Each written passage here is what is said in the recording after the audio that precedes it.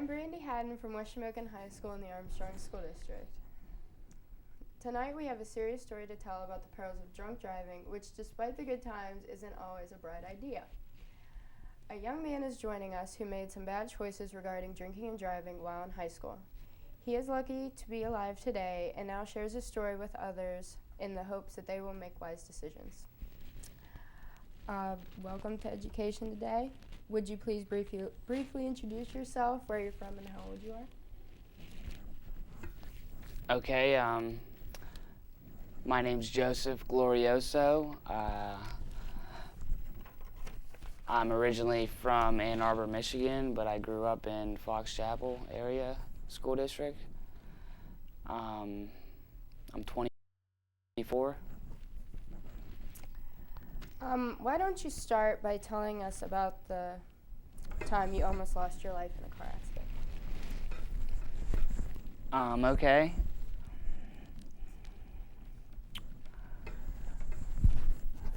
Let's see. So it was Halloween night, 2003. My parents had just left for vacation for the weekend. It was 13 days before I was supposed to leave for the Navy for boot camp.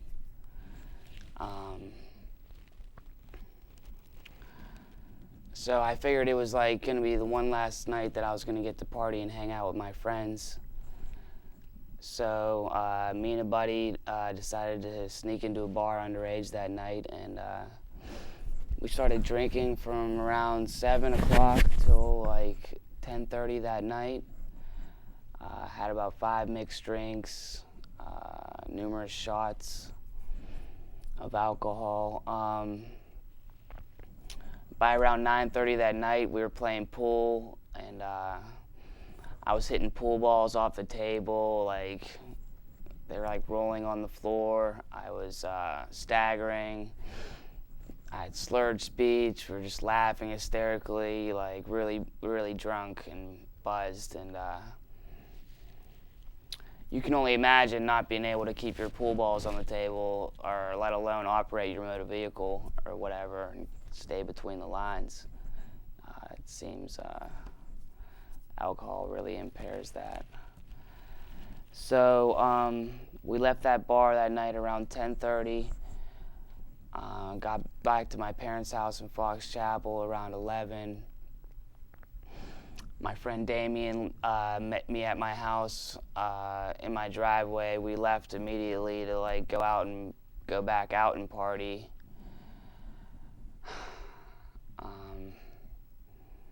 I wrecked my car like not 5 minutes away from my house, speeding down a dark, windy road that you're normally only supposed to go like 25 miles per hour on, and I was going like 110. It was pretty ridiculous. Let's see. I blacked out at the wheel. My buddy was in the passenger seat. My other buddy was in my back seat. I had a convertible. So I flew up this dirt embankment on my right when I blacked out at my wheel. And it was like 4 feet high. And there was a tree at the top. So I flew up the dirt embankment, hit the tree at the top. My one buddy that was in my passenger seat went through my windshield. My other buddy that was in my back seat went through my convertible roof that was closed. They got ejected out of my car, probably about like 25 feet in the air, and thank God they landed in the woods and like rolled down a dirt hill. And just by the grace of God, they're alive today. If they would hit the pavement, they'd definitely be dead right now.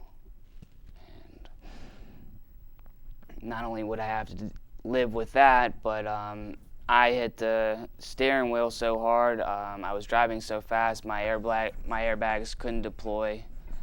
None of us had our seatbelts on. So when I hit the tree, my buddies got ejected out of the car. I hit the steering wheel because I was driving. Crushed both my collarbones, shattered my left rib cage. punctured both my lungs, and shattered my T3 thoracic vertebra right behind my collarbones from the impact. And then on top of all that, my car flipped back onto the road, and I slid like 35 yards down the road on my roof.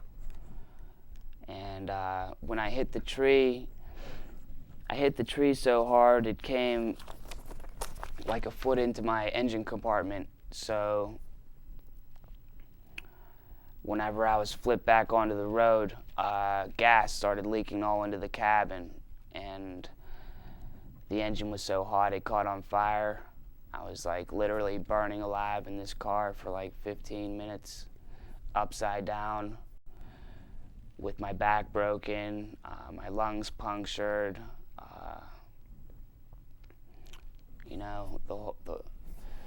So an off-duty fireman just happened to pull up, and an off-duty fireman, if that, pulls up and sees what happened and pulls me out of the car like right as it's being engulfed in flames. And I woke up out of a coma 4 days later in the hospital, and I had like tubes going down my throat and IVs, and all I could see was like x-rays on the walls or whatever, and doctors all around me, and like friends and family coming in and out crying or whatever, and I was just kind of in a daze. And I had a trachea tube going down my throat, and I couldn't talk or whatever, so I just, all I could do was write on a piece of paper, what happened. It was like a total blank, and all I could do was write, am I paralyzed? Like, what's going on? Immediately after that, I had to go directly into back surgery. They had to perform a back fusion on my T3. And what they do is they take two 12-inch metal rods and 16 screws and drill them in on either side of your spine. It's called a back fusion, but what they really do is brace your spine together so it can heal. And they cut a piece of my hip bone out and fused it with the vertebra. And whatever, the operating room was not sterile, so I got a staph infection on my spine at the surgical site, and it wasn't good. I don't know if you know what staph is or whatever, but it's called MRSA. If you even get it on like your skin in a gym locker room or whatever, you can die. And I had it like on my spinal cord, right near my brain stem. So that wasn't good. And I had to immediately go back into back surgery, and have all the metal removed, all the hardware removed, which was like one of the most painful experiences of my life. It doesn't get much worse than that. And I had 104 temperature, fever for like 3.5, 4 weeks. They told my dad I wasn't gonna survive. And right after my wreck, the Fox Chapel police called my parents. They had just gotten off the plane in Sicily for vacation, a 24-hour plane ride at that, and they told my dad that his son burned alive in a car accident or whatever, and they had to fly immediately back home, 24 hours. So if you can only imagine what kind of a flight that would be, not knowing whether your son's like alive or dead. And thank God I beat that infection too. Both my friends survived. I'm thankful for that. Just really lucky to be here. spent about 6 months in rehabilitation, 3 months inpatient at Shadyside, and I just had to learn how to start my life all over again, basically. I had been living on my own since I was 17, had a full-time job, my own place, my own car. I had to move back in with my parents. I had just turned 20. I was engaged to be married down in Florida right after I left for boot camp, or was supposed to leave. So I kind of had my whole future planned out for me. And in a split second, my whole life got turned upside down just because I decided to drink and drive one night and, party with my friends for one night. It just seems kind of superficial now that I think back on it. But anyways, that's what can happen. I mean, one night you're partying with your friends, and the next night you're in the hospital, waking up out of a coma, writing on a piece of paper, "Are you paralyzed?" It's really that bad. So that's why I'm here today. Wow. It's a miracle you're here. Yeah, it is a miracle. And I'm a firm believer in everything happens for a reason, so,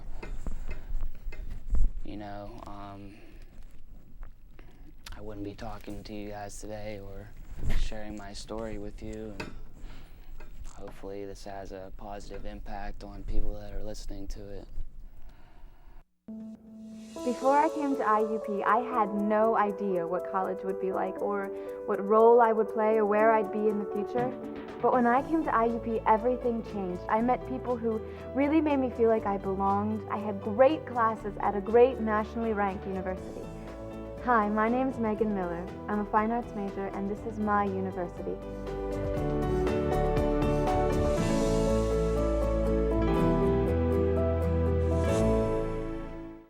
Why do you think you chose to drink and drive that night?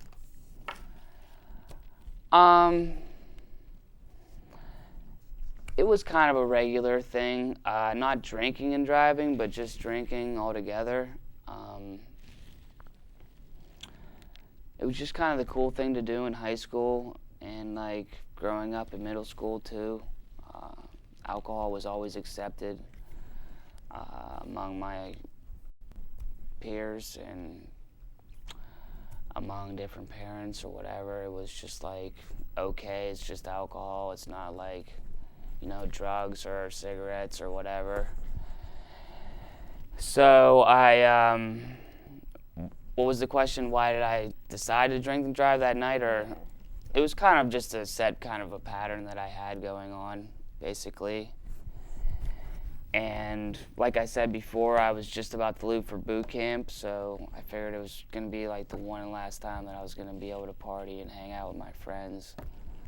And I didn't realize that I could do that without having to drink, so. So did you drive under the influence often before that? Yeah, you could say often. I think, I don't know if I could narrow down how many times I did do that, but I want to say more than 15. What were your thoughts on underage drinking as a high school student, and what are your thoughts now? Like I said, even in middle school, it was drinking was the fun thing to do. And then when we all started driving, it was just that bridge just kind of, whatever, it just wasn't there. My thoughts on drinking and driving in high school were it was accepted. It was totally accepted. It was almost kind of cool if you got home after you had been drinking at a party and were wasted and talking to your friends the next day. It's yeah, man, I was totally wasted last night, how are you? How did you get home? I don't even know, you know what I mean? But if you really think about it, it's like playing Russian roulette with your life, every time. And it's you think you're invincible too before something bad happens. So it's like, I don't know. I can't stress it enough to think before you act, especially if you're going to be drinking. I totally suggest, even if if you have a place to stay there. If not, take a cab or something. It's like, call your parents, they'll come pick you up. I'm sure they would have no problem with that. Do you have any friends who may have driven under the influence too, and have they ever had any accidents and problems? Yeah, you know what? I've had a couple friends. A lot of my friends at the time were drinking and driving often, and still do to this day.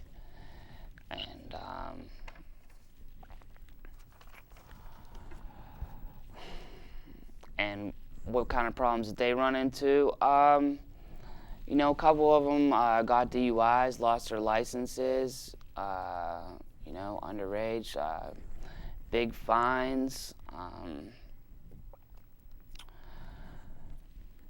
Some of them got into accidents, not nearly as bad as mine, but I would say,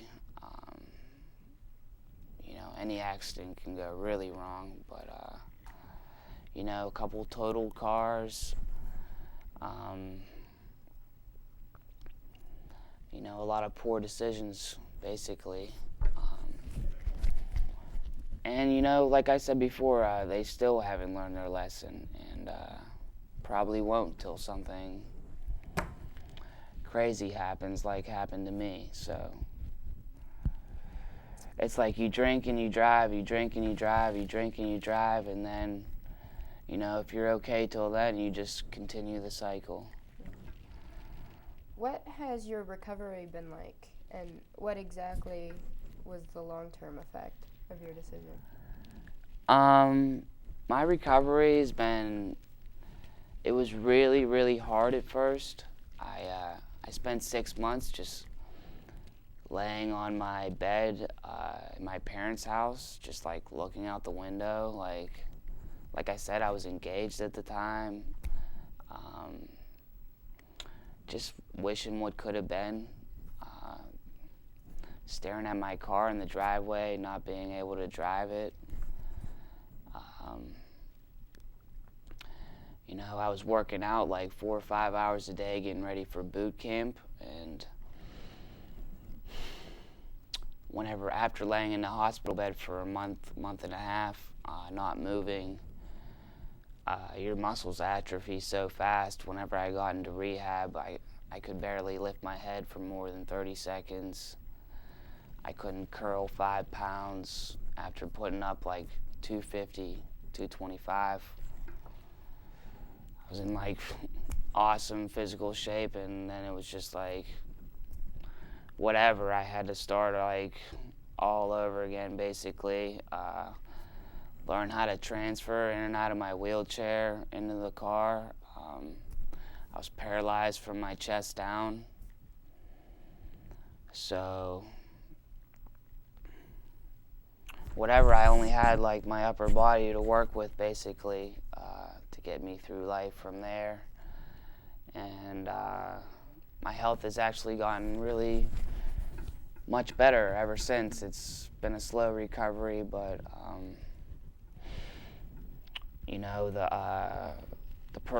the paralysis is not permanent, and I hope to walk soon or whatever. So. Wow, that's awesome. That's yeah, amazing. It is really amazing, and it's a blessing. So, like I said, I'm just thankful to be here right now, and every day's a gift from then on. So, and as far as like, finding a handicap accessible place in Pittsburgh was like almost impossible. Since most of the buildings are historical landmarks and they don't have to be up to the building inspection codes or whatever, it took me like a year and a half just to find a place that was accessible and easy for me to get around in. You really don't think about it when you're walking around, but like from my perspective, you know, even if there's like 1 or 2 steps in front of your building, like I'm not going to be able to get in there. So like there has to be ramps everywhere. The doorways have to be wide enough. Your sink has to have like a little under thing so you can pull up underneath it. Like all these little things that you don't think about it. But whenever they actually, you know, whenever you're in a wheelchair, you know, all of these little things have to be put into order and in order for you to live your life. So it took me about 1.5 years to find a handicap accessible place in Pittsburgh, and it was actually really expensive. For like 3 years I was living down the south side, and it was really expensive. And I'm sorry, I lost that question. What was that question again? That was just what My recovery and was like, everything. Yeah, so like I said, I had to move back in with my parents.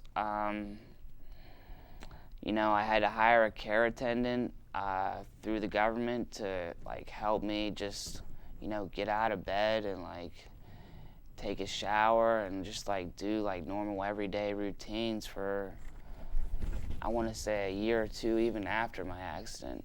So it was no walk in the park. It was really hard. Okay, so tell us about Community Awareness Day. I understand you were a guest speaker and shared your message with almost every high school in Armstrong County. Why do you share your message so willingly?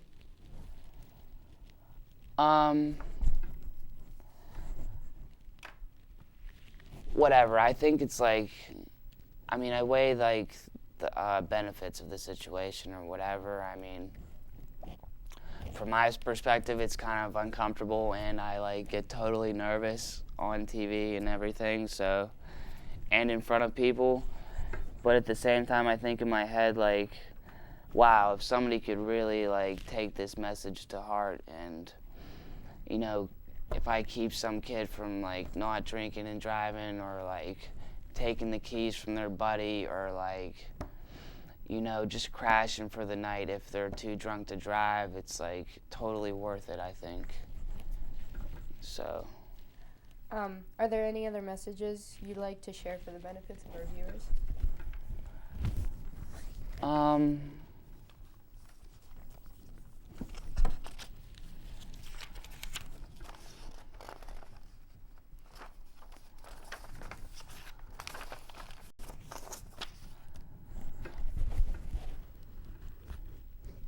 I just like to say, like in middle school and high school, like things move really fast, and before you know it, you can be like drinking like almost every weekend or whatever, and feel that it's accepted, and totally lose track of your studies, which I did, and you know, popularity becomes more of an issue than even your education. So I just like to say that, like, you know, there's time to be popular. There's, you know, little time for education, especially growing up and going from elementary school to middle school to high school. I really suggest, like, just sitting down and studying and, like, saving the popularity issues and all that for a later date, because, like, I really missed out on a lot of like good information and a lot of skills that would have helped me, you know, in college right now, and help me acclimate myself to like the college environment and everything like that. So I suggest just, you know, take your time, just be patient. Things will work out. Just get your education, and then, you know, worry about being popular next, you know. I did the opposite, and it really didn't work out for me. So other than that, just don't drink and drive, and try to think twice before you make any kind of decision before you go party, and try to plan out where you're going to be, and like who's going to be driving, if they're going to be driving, and you know, let your parents know that, you know, maybe you're gonna need a ride or whatever, I know they'll be happy to like come pick you up. I know my parents would have, like if I ever had called, but you know what, that thought never even crossed my mind. I was always trying to be independent and like, you know, handle things myself when really that, you know, sometimes that wasn't necessary. Right. Well, that's our show for today. Thank you, Joe, for volunteering to share your story of recovery. I'd also like to thank the TV production students of West Shamokin Junior Senior High School, led by Mr. Ren Steele. They were our film crew today. Please join us again next week for another look at the Armstrong School District. For more information about what's going on in the district, please check us out the next time you're surfing the web. Have a great week.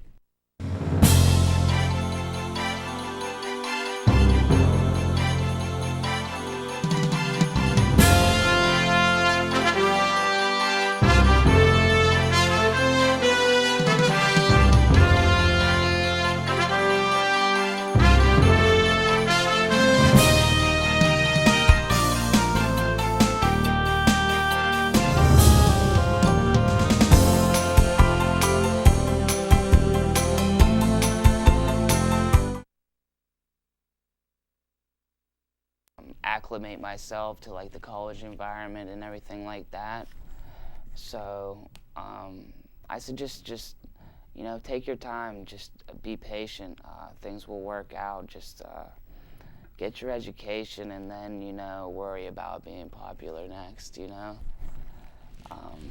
I did the opposite and it really didn't work out for me. So other than that, just don't drink and drive, and try to think twice before you make any kind of decision before you go party, and try to plan out where you're gonna be and like who's gonna be driving, if they're gonna be driving, and you know, let your parents know that, you know, maybe you're gonna need a ride or whatever. I know they'll be happy to like come pick you up. I know my parents would have, like if I ever had called, but you know what, that thought never even crossed my mind. I was always trying to be independent and like, you know, handle things myself when really that, you know, sometimes that wasn't necessary. Right. Well, that's our show for today. Thank you, Joe, for volunteering to share your story of recovery. I'd also like to thank the TV production students of West Shamokin Junior Senior High School, led by Mr. Ren Steele. They were our film crew today. Please join us again next week for another look at the Armstrong School District. For more information about what's going on in the district, please check us out the next time you're surfing the web. Have a great week.